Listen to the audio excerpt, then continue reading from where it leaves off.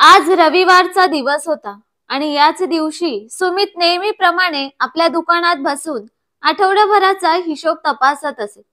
इतर दिवशी तो नोकरीच्या व्यापामुळे दुकानात येऊ शकत नसे. दुपारी कडक उन्हात प्रभाकर राव जेवणाचा डबा घेऊन दुकानात पोहोचले. घामाने त्यांच्या कपड्यांचा रंग बदलला होता. दुकानात आल्यावर त्यांनी पाहिले की त्यांचा मुलगा सुमित तिथे नव्हता. त्यामुळे त्यांनी आणलेला डबा काउंटरवर ठेवला आणि मागे वळून जाण्याचा विचार केला. तेवढ्यात नौकर शामूने त्यांना पाहिले. प्रभाकर रावांची अवस्था लक्षात येताच तो म्हणाला, साहेब, थोड्या वेळ इथेच थांबा, खुर्चीवर बसा, तुम्हाला थोडं बरं वाटेल. प्रभाकर रावांचा खुर्चीवर बसण्याचा विचारच नव्हता, परंतु शामूच्या आग्रहामुळे ते काउंटर जवळील खुर्चीवर बसले. हळूहळू थंड हवेने त्यांचा थकवा कमी होत गेला आणि डोळे मिटले. शामूची नजर अचानक प्रभाकर रावांच्या पायांवर गेली. चप्पल न घालता कडक उन्हात चालल्यामुळे त्यांच्या पायांवर फोड पडले होते. त्यांची अशी अवस्था पाहून शामूच्या डोळ्यात पाणी आले. एक बाप मुलांसाठी आयुष्यभर कष्ट करत राहतो, पण उतार वयात त्याच बापाची मुलं फारसा विचार करत नाही. ज्याने मुलांना लहानपणी जपून ठेवलं त्याचा त्रास आज कोणी समजून घेत नव्हते. त्याच वेळी अचानक कडक आवाज ऐकू आला. प्रभाकर राव खडबडून जागे झाले. समोर सुमित चिडून म्हणत होता की बाबा, माझ्या खुर्चीवर बसण्याची हिम्मत कशी झाली तुमची? माहितीये का ही खुर्ची किती महाग आहे? तुम्ही आयुष्यात अशा खुर्चीवर बसला नसाल. सुमितचे कटू शब्द ऐकून प्रभाकर रावांनी डोळे झाकले. त्यांच्या मनात विचार आला की मुलांसाठी सर्व काही केलं, पण आज त्यांची किंमत शून्य झाली आहे. आपल्याच मुलाचे असे शब्द ऐकून प्रभाकर रावांच्या डोळ्यात पाणी आले. सुमित चिडून म्हणाला, शामू, एखादे चांगले कापड घेऊन ये आणि ही खुर्ची नीट साफ कर. पूर्ण खुर्चीला घाम लागला आहे. शामू धावत आला आणि प्रभाकर रावांकडे वळून म्हणाला, साहेब, मी तुमची माफी मागतो. कृपया तुम्ही इथून उठा, नाहीतर मालक मला नोकरीवरून काढते. शामूच्या डोळ्यात पाणी उभे राहिले. त्याला असे वाटत होते की जणू काही त्याने मोठे पाप केले आहे. हे स्वाभाविकच होते, कारण ज्या मालकांबरोबर त्याने लहानपणापासून काम केले होते आणि ज्यांनी त्याला नेहमी मदत केली त्यांच्यासोबत असे वागावे लागेल असा विचार त्याने कधीच केला नव्हता. प्रभाकर राव गप्पच आपल्या मुलाच्या खुर्चीतून उठले. सुमितने त्यांचा हात पकडून त्यांना एका बाजूला केले आणि स्वतः लगेच खुर्चीवर बसला. अपमानाचा घोट पिऊन प्रभाकर राव म्हणाले, बाळा, सुनबाईने जेवण पाठवले आहे, जेवून घे. त्यावर सुमित रागाने म्हणाला, बाबा, किती वेळा सांगितलं आहे की तुम्ही माझ्या दुकानात येऊ नका. तुमची कमनशिबी पावले इथे पडली की गिराहिक परत जातात. तुम्हाला काय वाटते, मी रस्त्यावर यावे का? प्रभाकर राव म्हणाले, बाळा, मी इतक्या वर्षांपासून हे दुकान चालवत होतो. आज दुकान आणि घर तुझ्या नावावर केलं आणि तू तुझ्याच बापाला कमनशिबी बोलतोयस. मी देखील कधी काळी या दुकानाचा मालक होतो. सुमित चिडून उत्तरला, बाबा, ती वेळ विसरा आता. आज मी याचा मालक आहे आणि तुमची औकात इतकीही राहिली नाही की तुम्ही माझ्या समोर उभे राहून मला सल्ला द्याल. या आवाजाने आजूबाजूचे लोक तिथे जमा झाले. सगळे प्रभाकर रावांचा निराश चेहरा पाहत होते. काहींच्या डोळ्यात अश्रू आले. प्रभाकर राव म्हणाले, बाळा, तू काय बोलतो आहेस? आजूबाजूचे लोक पाहत आहेत. माझ्या इज्जतीची तरी काळजी घे. सुमित बेशरमपणे हसत म्हणाला, बाबा, तुमच्याकडे अजूनही इज्जत राहिली आहे, असे म्हणून तो जोरजोरात हसू लागला. आपल्या मुलाचे हे रूप पाहून प्रभाकर रावांच्या डोळ्यातून अश्रू ओघळू लागले. शेवटी प्रभाकर राव आपल्या डोळ्यातील अश्रू लपवत लोकांपासून नजर चोरत तिथून निघून गेले. घरी येताच ते सरळ आपल्या रूम मध्ये जाऊन अंथरुणावर पडले. ज्या लोकांसमोर त्यांनी ताठ मानेने आयुष्य जगले होते, आज त्याच लोकांसमोर त्यांच्या मुलाने त्यांची मान खाली झुकवली होती. थोड्या वेळाने त्यांचा नातू रोहन आपल्या आजोबांच्या रूम मध्ये पोहोचला. तेव्हा प्रभाकर राव आपल्या दिवंगत पत्नीच्या फोटो फ्रेम समोर उभे राहून अश्रू ढाळत होते. आपले दुःख कमी करण्याचा प्रयत्न करत होते. आपल्या आजोबांची अशी अवस्था पाहून रोहनच्या डोळ्यातही अश्रू आले. रोहनला समोर पाहून प्रभाकर रावांनी पटकन डोळ्यातले अश्रू पुसले आणि खोटे हसू चेहऱ्यावर आणून म्हणाले, अरे रोहन, ये ना बाळा. रोहन त्यांच्या हास्यामागील दुःख चांगल्या प्रकारे ओळखत होता. त्याने आजोबांशी बोलता बोलता अनेक वेळा विचारले की आजोबा, तुम्ही रडत होतात का? काय झाले? पण प्रभाकर राव काहीच बोलले नाहीत. संध्याकाळी सुमित आणि त्याची बायको घरी आल्यावर दोघांनीही पुन्हा प्रभाकर रावांना टोमणे मारायला सुरुवात केली. सुमित चिडून म्हणाला, बाबा, कधीपर्यंत तुम्ही माझी बेइज्जती करत राहणार आहात? उद्या तर तुम्ही माझ्या ऑफिसमध्ये जाऊनही माझी अब्रू घालवाल. आत्ताच सांगतोय, खबरदार जर तुम्ही तिथे पाऊल ठेवले तर. माहित आहे का तुम्हाला मी किती मोठा ऑफिसर आहे आणि तुम्ही गावाकडचे गावंढळ. आपल्या मुलाचे असे बोलणे ऐकून प्रभाकर रावांच्या डोळ्यात अश्रू उभे राहिले. हे सर्व पाहून रोहनला सहन झाले नाही. तो संतापून ओरडला की खबरदार आई बाबा, जर आजोबांना तुम्ही अजून काही बोललात तर लाज वाटायला हवी तुम्हाला. आजोबांना असे बोलताना, आजोबांनी तुमच्यासाठी काहीच केले नाही का? त्यांनी कष्टाने कमावलेला पैसा तुमच्या शिक्षणावर खर्च केला. जर तुम्हाला आजोबांची काळजी घ्यायची नसेल तर घेऊ नका, पण मी त्यांची काळजी घेईन. जर मला शिकता शिकता मजुरीचे काम करावे लागले तरी बेहतर. आजी तर तुम्हा लोकांच्या हलगर्जीपणामुळे आजोबांची साथ सोडून गेली आहे, पण आता जर कोणी आजोबांना हात लावला तर माझ्यासारखा वाईट कोणी नसेल. एवढं बोलून रोहन आपल्या आजोबांना त्यांच्या रूम मध्ये घेऊन गेला आणि त्यांच्या डोळ्यातले अश्रू पुसू लागला. तेव्हा प्रभाकर रावांनी आपल्या नातवाला मिठी मारली आणि जोर जोरात रडू लागले. रोहनला आपल्या आजोबांची अशी अवस्था सहन होत नव्हती, पण त्याला काही समजत नव्हते की काय करावे जेणेकरून आजोबांना असे दुःखद जीवन जगायला लागू नये. दुसऱ्या दिवशी रोहन आपल्या मित्रांसोबत बसला होता. तेवढ्यात त्याचा एक मित्र सौरभ म्हणाला, या रोहन, तुझी तर घरी खूप मज्जा आहे. तुला घरात काहीच काम करावे लागत नाही. तुमच्या घरी नोकर सुद्धा आहेत, तरी सुद्धा तुझी बाईक नेहमी खराब असते, असे का? आणि मला अजून हेही समजत नाही की तुझी आई तुमच्या घरात त्या म्हाताऱ्या नोकराला का ठेवते. काय तो तुमच्या गावावरून आला आहे का, की तो कोणी नातेवाईक आहे? जो कोणी आहे पण चांगला आहे. तुमचे सगळे काम तर त्याच्यामुळेच होते. आणि माझ्या घरी फक्त माझी आई आहे, जी माझ्या आजोबांना घाबरवून गावीच ठेवते. कदाचित ते इथे असते तर त्यांनी माझी लहान सहान कामे तरी केली असती, पण आता माझी आई छोट्या छोट्या कामांसाठी मलाच पळवत असते. सौरभचे बोलणे ऐकून त्याचा दुसरा मित्र रवी म्हणाला, अरे यार सौरभ, तुझ्या आईने तर घाबरवून तुझ्या आजी आजोबांना गावी ठेवले आहे, पण माझे आजी आजोबा एका रात्री अंधाऱ्यामध्ये कुठेतरी निघून गेले. नंतर समजले की ते एका वृद्ध आश्रमात राहतात.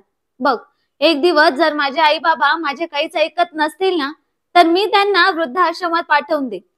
फक्त रोहनचे नशीब चांगले आहे, त्याला आजी आजोबा नाहीत. बरोबर ना सौरभ? असे म्हणत रवी हसू लागला.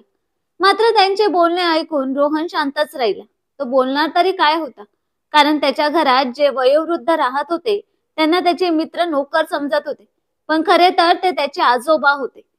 खरंच मोठ्यांनी म्हटले आहे की मुलं तेच शिकतात जे पाहतात आणि ऐकतात. मनुष्य आपल्या कर्मानेच मोठा होतो आणि भविष्य उज्ज्वल घडवतो. अहंकार आणि लालच यातून माणूस मोठा होत नाही. माहित नाही आई बाबांचे कर्म त्यांना कुठे घेऊन जातील. मित्रांचे बोलणे ऐकून नाराज झालेला रोहन शांतपणे घरी निघून आला. घरी पोहोचताच त्याने चिडून विचारले की आई, ही बाईक पुन्हा खराब झाली आहे. मी तुला सांगितले होते ना नोकराकडून साफ करून घे, पण माझ्या काहीच ऐकत नाहीस. उगाच एवढ्या लोकांना घरात ठेवले आहेस, पण कोणीही कामाचा नाही. त्यावर माधुरी शांतपणे म्हणाली, बाळा, आज तूच साफ कर. उद्यापासून तुझी बाईक एकदम चकाचक असेल. रोहन तर तिथून निघून गेला, पण माधुरी मनात विचार करू लागली की म्हातारा दिवसभर फक्त खात असतो, काम काहीच करत नाही. आज त्याची बरोबर खबर घेते. ती ओरडत म्हणाली, बाबा, ओ बाबा, कुठे गेलात? तेवढ्यात समोर प्रभाकर राव आले आणि शांतपणे विचारले, काय झालं सुनबाई, मला आवाज देत होतीस का? माधुरी पटकन प्रभाकर रावांच्या हातातून वर्तमानपत्र खेचून घेत म्हणाली, संपूर्ण दिवस या वर्तमानपत्रात तोंड खुपसून बसलेले असतात. मी कालच तुम्हाला सांगितले होते ना की ही बाईक सकाळी साफ करत जा, पण तुम्ही तर कानात तेल टाकून बसलेले असता. आता माझ्या तोंडाकडे काय पाहताय? जा, सर्व बुटांना पॉलिश करा आणि व्यवस्थित जागच्या जागी ठेवा. मग बागेतील झाडांना पाणी घाला. आता शामू सर्व काम करणार का? मग तुम्ही किचन मधील काम करणार का? काचेचा शत्रू काही उपयोगाचा आणि कामाचा नाही. एवढे बोलून माधुरी तिथून निघून गेली. बिचारे प्रभाकर राव मान खाली घालून अपमानाचे घोट घेत बूट पॉलिश करू लागले.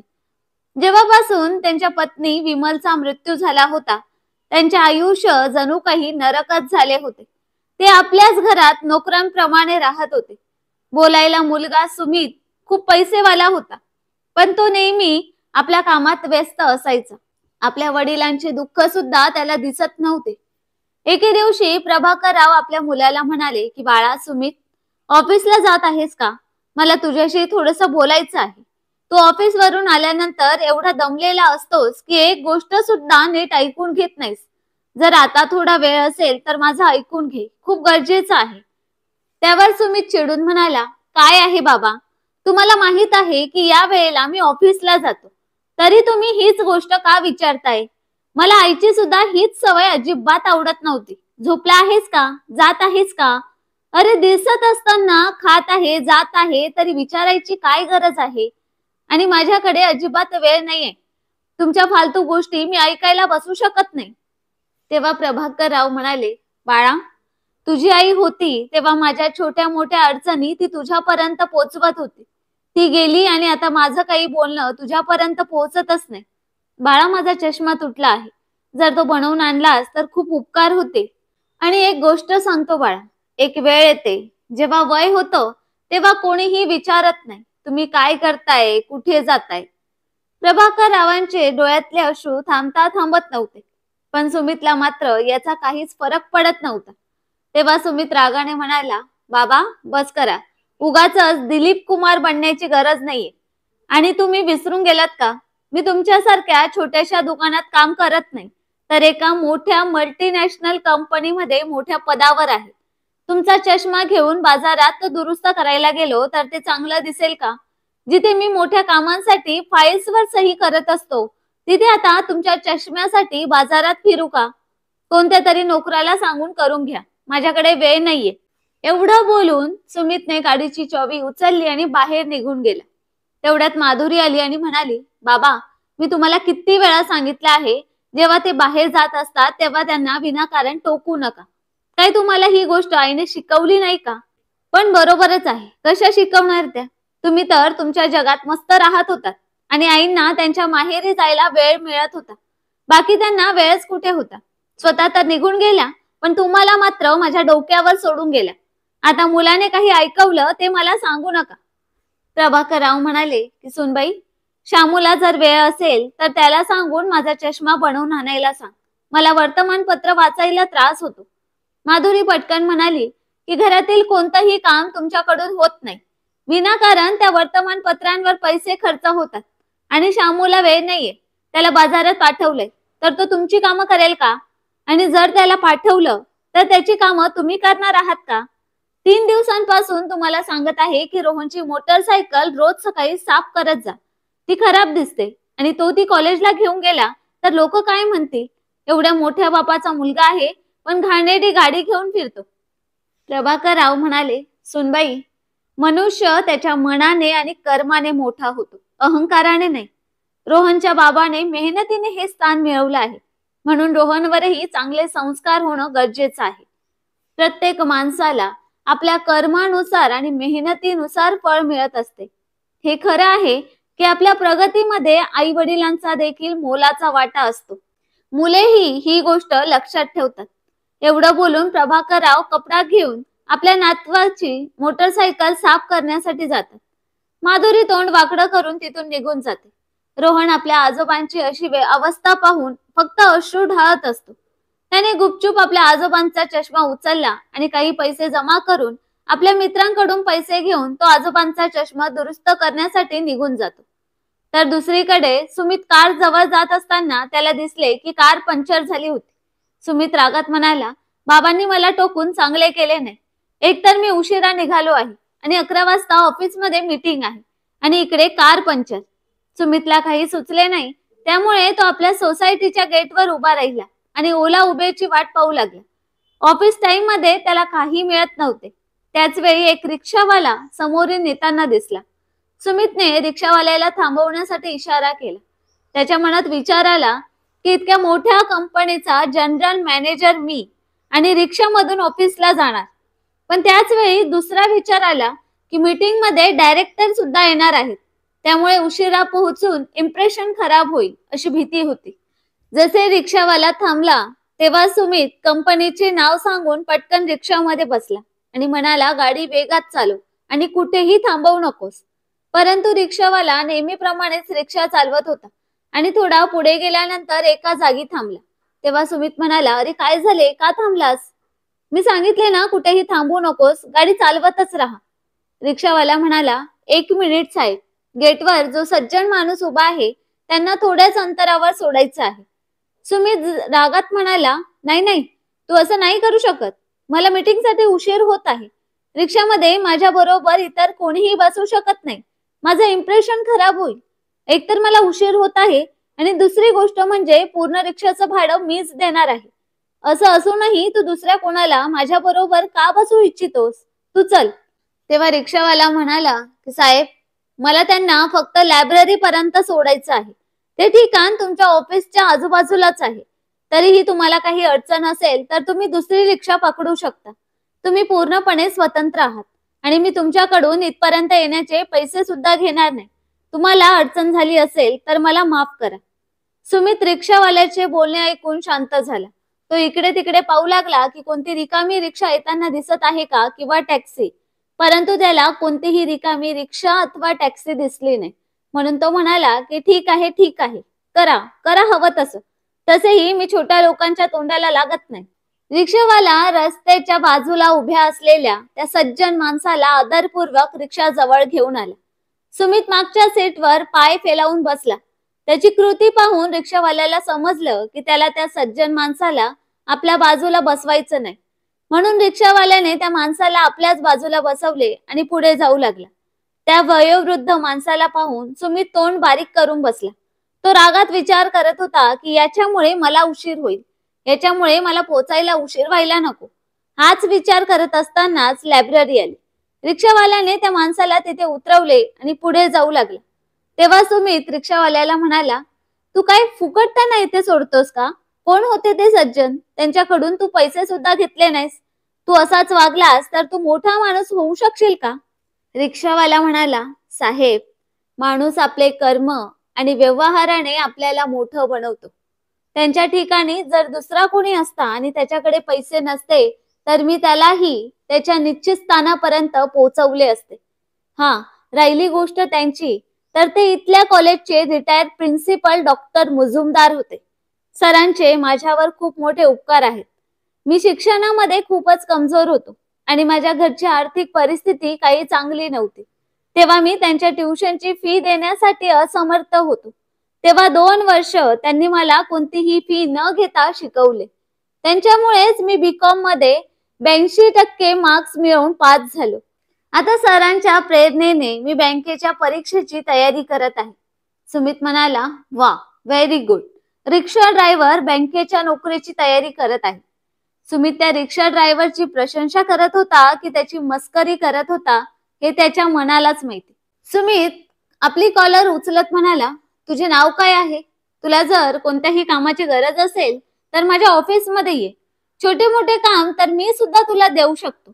रिक्षा ड्रायव्हर हसू लागला आणि म्हणाला, नाही साहेब, मी माझ्या मेहनतीने काहीतरी मिळवण्याचा प्रयत्न करत आहे. माझं नाव महेश आहे आणि तुम्ही ज्या सज्जन व्यक्तीबद्दल विचारत आहात ना, ते 3 वर्षापूर्वीचे रिटायर झाले आहेत. मागच्या वर्षी त्यांच्या बायकोचं सुद्धा निधन झालं. त्यांचा एक मुलगा आणि एक सून आहे, परंतु ते दोघंही त्यांना इज्जत देत नाहीत. आता जो माणूस पूर्ण आयुष्य मेहनतीने मिळवलेली कष्टाची भाकरी खात होता, पण आता मुलगा आणि सून त्याने दिलेली भाकरी कशी त्यांच्या पचनी पडेल? सर्व असून सुद्धा माणूस एकटा होऊन जातो. हीच अवस्था त्यांची सुद्धा झाली आहे. म्हणून रोज सकाळी ते 10 वाजता लायब्ररीमध्ये जातात. मी शहरात कोणत्याही कानाकोपऱ्यात असलो तरीही सकाळी 10 वाजता मी सरांना लायब्ररीमध्ये सोडून येतो आणि पुन्हा दुपारी 2 वाजता मी त्यांना त्यांच्या घरी परत पोहोचवतो. ते मला नेहमी सांगतात की मी स्वतः निघून जाईल, पण माझं मन मानत नाही. कधी कधी तर ते माझ्यासोबत येण्यास नकार देतात, पण मी त्यांना विनंती करतो की ही माझी गुरुदक्षिणा आहे. आणि हे शब्द ऐकून सरांच्या डोळ्यात पाणी येतं. साहेब, माहित नाही मुलं आई बाबांची आणि गुरूंची मदत कधी समजून घेतील. माझं असं म्हणणं आहे की आई बाबा आणि गुरूंचं ऋण आपण कधीच फेडू शकत नाही आणि त्यांनी केलेल्या उपकारांची जाणीव आपल्याला होऊन आपण त्यांच्यासाठी काहीतरी करण्याचा प्रयत्न करतो. तेव्हा मात्र वेळ निघून गेलेली असते. जेव्हा आपली मुलं आपल्या बरोबर चांगला व्यवहार करत नाही तेव्हा आपल्याला समजतं की आपण नेमकी कुठे चुकी केली आहे. सुमित त्या रिक्षा ड्रायव्हरचे बोलणे ऐकून निशब्द झाला. आता त्याच्याकडे शब्दांची कमी होऊ लागली होती. रिक्षा ड्रायव्हरचे शब्द आता त्याच्यावर प्रहार करत होते. सकाळची घटना त्याच्या डोळ्यासमोर येऊ लागली, त्यामुळे तो शांतपणे बोलणे ऐकत होता. अचानक त्या रिक्षा ड्रायव्हरने सुमितला विचारले, साहेब, तुम्ही शिक्षण कुठून घेतले आहात? तुमचे कपडे आणि सूटबूट पाहून तर असे वाटत आहे की तुम्ही कोणत्या तरी चांगल्या कॉलेजमधून शिक्षण घेतले आहात.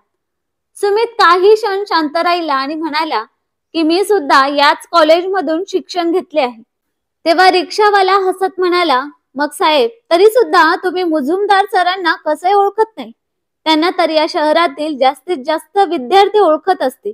सुमितला आता स्वतःचीच लाज वाटू लागली होती, कारण एक रिक्षावाला आपल्या गुरूंना गुरुदक्षिणा देत आहे आणि स्वतः मात्र एवढ्या मोठ्या पोस्टवर असून सुद्धा नाही आपल्या जन्मदात्या बापाला किंवा गुरूंना इज्जत देऊ शकत होता. माणूस एवढा मोठा होऊ शकतो की तो आपल्या बापाला आणि गुरूंना सुद्धा स्वतःपेक्षा छोटे समजतो. सुमित आपल्या ऑफिस समोर पोहोचला तेव्हा रिक्षा थांबली आणि सुमितने त्या रिक्षावाल्याला 100 रुपये दिले. तेव्हा त्याने 20 रुपये परत दिले. त्यावर सुमित म्हणाला, नाही नाही, तुझ्याकडेच राहू दे. महेश हसतच म्हणाला, साहेब, मी मेहनतीचे कमावतो. मी चांगले कर्म करून चांगला माणूस बनण्याचा प्रयत्न करतोय. मी या पैशांनी एक दिवस मोठा माणूस तर नक्कीच होणार, पण याच बरोबर माझ्यामध्ये अहंकार सुद्धा येईल आणि या अहंकारामुळेच मी मोठ्यांचा सन्मान नाही करू शकत. मी त्यांना माझ्यापासून दूर ढकलणार आणि हीच गोष्ट मी कोणत्याही किमतीत करू इच्छित नाही. चला, तुमचा दिवस शुभ हो. सुमित पटापट आपल्या ऑफिसमध्ये गेला. मीटिंग तर चालू झाली होती, परंतु सुमितचे मन कुठे दुसरीकडेच होते. त्याला महेशचे बोलणे आठवत होते. तो महेशच्या बोलण्याचा विचार करून स्वतःच्या मनाशीच विचार करत होता की मी एवढ्या मोठ्या पोस्टवर पोहोचलो आहे, परंतु मी माझ्या आई बाबांसाठी, माझ्या गुरुजनांसाठी काही केले का? असे करून माझे जीवन सफल होईल का? त्या दिवशी सुमितने आपल्या ऑफिसमधील कामे पटापट आवरली आणि तो वेळे अगोदरच घरी पोहोचला. त्याला लवकर आलेलं पाहून आश्चर्यचकित होऊन माधुरी म्हणाली, काय गोष्ट आहे, आज तुम्ही लवकर घरी आलात? सुमित म्हणाला, बाबा कुठे आहेत?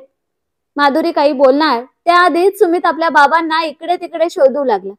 जेव्हा तो आपल्या बाबांना शोधत घराच्या मागे गेला तर त्याला समोरच आपले बाबा सर्वांचे शूज साफ करून पॉलिश करताना दिसले. तेव्हा त्याच्या डोळ्यातून झरझर अश्रू वाहू लागले. सुमितने पटकन त्यांचा हात पकडला आणि म्हणाला की तुम्ही हे सर्व काय करत आहात आणि का? दुनियाभराचे पैसे मी कमावतो आहे, घरात एवढे नोकर चाकर आहेत, तरी सुद्धा तुम्ही हे काम का करत आहात? माधुरी, ए माधुरी, पूर्ण दिवस घरामध्ये बसून तू काय करत असतेस? तू या चपला आणि शूज माझ्या बाबांकडून साफ करून पॉलिश करून घेतेस. तुझ्या बापाकडून, भावाकडून असे काही करून घेतले असते तर तुला चांगले वाटले असते का, जे तू माझ्या बाबांकडून हे काम करून घेतेस? तू विसरू नकोस, आज मी ज्या पोस्टवर आहे तिथे पोहोचण्यासाठी माझ्यासोबत त्यांची सुद्धा मेहनत आहे. सुमितचे हे बोलणे ऐकून प्रभाकरराव आश्चर्याने त्याच्याकडे पाहत राहिले. अचानकपणे माझ्या मुलामध्ये एवढा बदल कसा काय झाला? सुमित हात जोडून आपल्या बाबांना म्हणाला की बाबा, मला माफ करा. एक गरीब माणूस थोडेसे पैसे कमावून आपल्या आई बाबांची सेवा करतो आणि एक चांगला मुलगा म्हणून नाव कमावतो, आणि मी एक असा अभागी जो फक्त पैशांच्या मागे धावत आहे. आजपर्यंत मला असे वाटत होते की पैसा म्हणजे सर्व काही आहे आणि पैसाच मोठा आहे. त्यातूनच माझा अहंकार वाढत गेला. मला माफ करा बाबा. असे म्हणत सुमितने आपल्या बाबांना घट्ट मिठी मारली. माधुरीने हे सर्व पाहिले. तिला खूप मोठा धक्का बसला. तिला समजत नव्हते की आज असे नक्की काय झाले की सुमित पूर्णपणे बदलून गेला. तेवढ्यात रोहन तिथे पोहोचला आणि म्हणाला, हा घ्या आजोबा, तुमचा चष्मा. आता तुम्हाला वर्तमानपत्र वाचायला किंवा चालायला फिरायला कोणतीच अडचण येणार नाही. आपल्या आजोबांबद्दलच्या रोहनच्या प्रेमाने सुमितचा कंठ दाटून आला. त्याने आपल्या मुलाला सुद्धा जवळ घेऊन मिठी मारली आणि मग सुमितने आपल्या बाबांची माफी मागताना डोके त्यांच्या पायावर ठेवले. तेव्हा प्रभाकर रावांनी त्याला उठवले आणि म्हणाले की बाळा, जेव्हा जाग येते तेव्हा सकाळ असते. माणसाचे स्वच्छ मन असेल आणि कर्म चांगले असतील तर तो मोठा होतो, अहंकाराने नाही. तुझ्या आतमध्ये अहंकार आला होता, जो आज निघून गेला आहे. फक्त चांगले कर्म करत राहा आणि मनापासून प्रत्येकाला जवळ कर. या जगामध्ये कोणीही छोटा मोठा नाही. प्रत्येक जण आपल्या कर्माने लहान किंवा मोठा बनतो.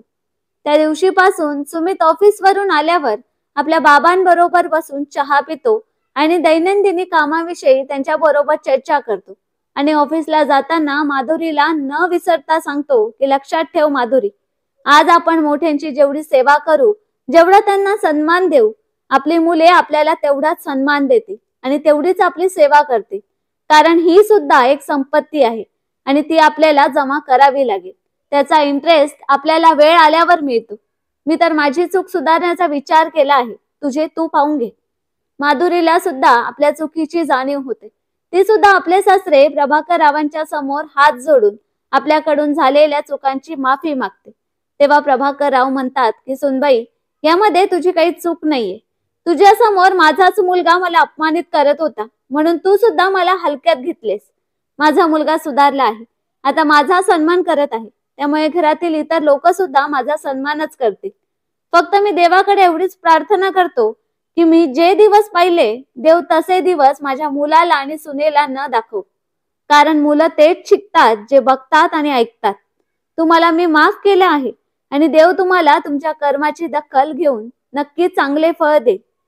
एवढे बोलून प्रभाकर राव आपला चष्मा घेऊन वर्तमानपत्र वाचू लागले. रोहनच्या डोळ्यात आता सुद्धा अश्रू होते, पण आता त्याच्या डोळ्यात आनंदाश्रू होते. कारण त्याला नेहमीच असे वाटत होते की आपल्या आई बाबांनी आपल्या आजोबांना चांगली वागणूक द्यावी आणि त्याचे हे मागणे देवाने आज ऐकले होते. एक चांगला विचार माणसामध्ये किती बदल घडवून आणू शकतो हेच पाहून शिकता येते. म्हणून चांगल्या माणसांच्या संगतीत राहिल्यानंतर त्यांचे विचार आणि त्यांची कृती जेव्हा आपण पाहतो, तेव्हा आपल्याकडून होणाऱ्या चुकीची जाणीव आपल्याला होत असते. आणि जेव्हा माणसाला जाणीव होते तेव्हा तो स्वतःमध्ये बदल करण्याचा प्रयत्न नक्कीच करतो. सुमितचा सुद्धा अहंकार वाढला होता, त्यामुळे तो स्वतःच्या बापाकडे सुद्धा लक्ष देत नव्हता. एवढेच काय, त्यांचा तो अपमान करतानाही कोणताही विचार करत नव्हता. पण आता त्याच्या वागणुकीमध्ये खूप बदल झाला होता. मित्रांनो, वरील कथेतून आपल्याला एक महत्त्वपूर्ण शिकवण मिळते की जीवनातील यश फक्त पैशात किंवा उच्च पदावर नसते, तर आपल्या कुटुंबियांबद्दलच्या प्रेमात आणि सन्मानात आहे. कधीही अहंकार आपल्या मनात ठेवू नका, कारण तो आपल्याला आपल्या जवळच्या लोकांपासून दूर करू शकतो. कुटुंबियांचा आदर, प्रेम आणि त्यांची सेवा हे खरे यश आहे. आणि जेव्हा आपल्याला आपल्या चुका समजतात तेव्हा बदलण्यासाठी योग्य दिशा मिळते. एक चांगला विचार, योग्य मार्गदर्शन आणि त्यातून होणारा बदल माणसाला उत्तम व्यक्तिमत्व विकसित करण्यात मदत करतो. तर मित्र आणि मैत्रिणींनो, कशी वाटली कथा कमेंट करून नक्कीच सांगा. आणि कथा आवडली असेल तर कथेला लाईक करा, शेअर करा आणि सबस्क्राईब करायलाही विसरू नका. धन्यवाद.